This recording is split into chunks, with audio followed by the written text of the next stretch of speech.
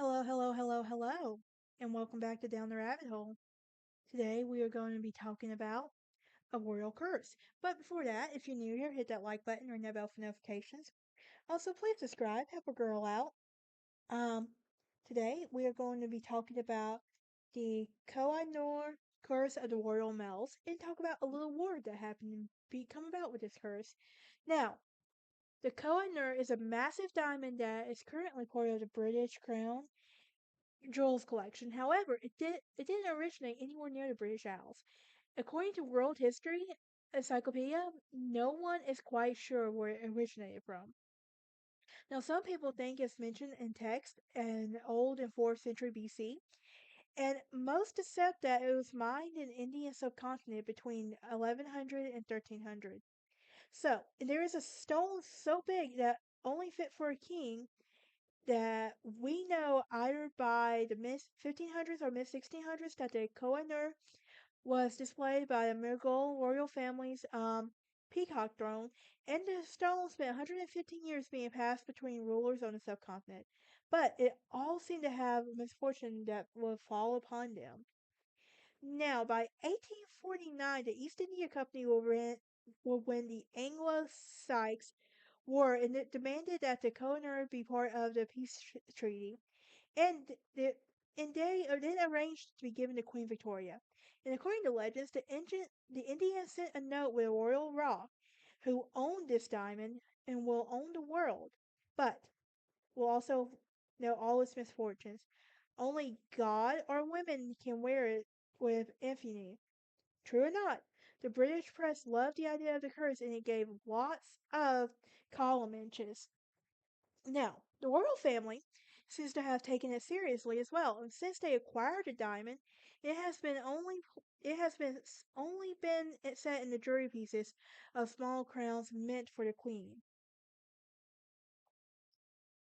Now, as I mentioned, excuse me, I talked about this war. It's the first Anglo-Sikh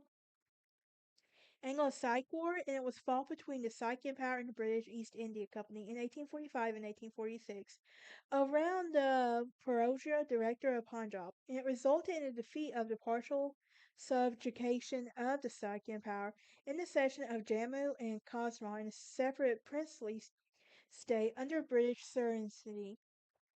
So let's give a little background on this, okay? Now, the Sikh kingdom of the Punjab was expanded to consolidate by the Maharajah Ranjit Singh during the early years of the 19th century, about the same time as the British control were advanced in the conquest of annexation to the border of Punjab. Now, when shown on a map of India, um, and everything, the color red stands out and everything. And Ranjit maintained a policy of wary friendships with the British, ceding some territory south of the Sutlej River, while at the same time building up its military forces for both deter aggression of the British and wage war against the Afghans. Now, he also hired American and European mercenary soldiers to train his army, and also incorporated contingents for the Hindus and Muslims into his force. So what about the events? Well, there is the skin trophy guns that has happened and everything. Then there's the British actions, which immediately after the death, the British East India Company will begin increasing the military strength and everything.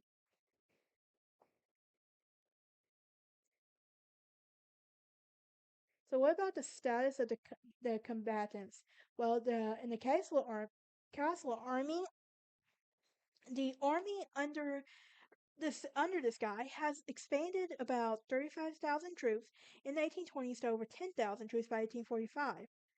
And it was decided that to base his army on the French model and processed to a complete time by the time of his death in 1839. The first brigade of the army was the was the Royal Army, which contained about approximately 3,100 infantry, 1,600 cavalry, and 34 guns. And brigades of the Royal Army were modified of that of the cause, and forests that had from 35,000 to 70,000 by 1845. Now, the skin cavalry was um, no longer the preferred branch, remained as well as disciplined force and everything.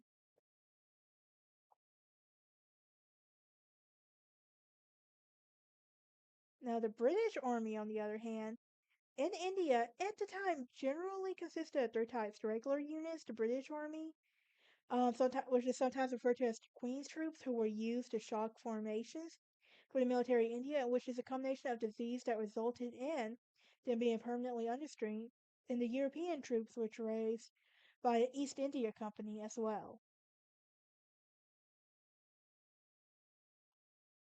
So, what about the outbreak and the course of war? Well, Roger Lassine, who led the Skin Forces against the British during the First Anglo-Sikh War in 1846, and after mutual demands, accusations between them and East India Company, diplomatic relationships were broken, and East India began marching toward Prozo in the division of the war station. Now there were some battles. There was the Ladwar battles, the Battle of Wadney Fort, the Battle of Fallen Fort, and then there was the Lahore battles, which was the Battle of Maki, in the Battle of Forenchko. And I do apologize in advance if I'm butchering the names up. I am terrible when it comes to names, please. There's also the Battle of Battlewell and everything. There's the Battle of Alwal, the Battle of Sobrahan.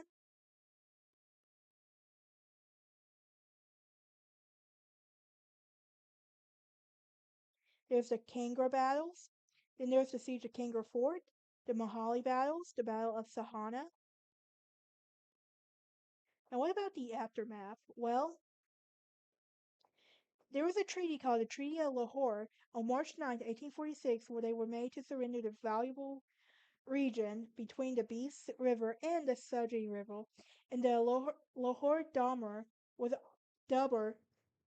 was also required to pay an indemnity of 50 million rupees.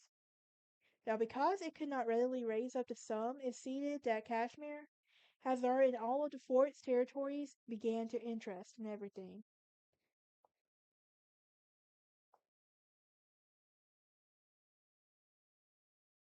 But that is it on this episode. Join me next time as we talk about the Taku Awa curse. I'll see y'all next time.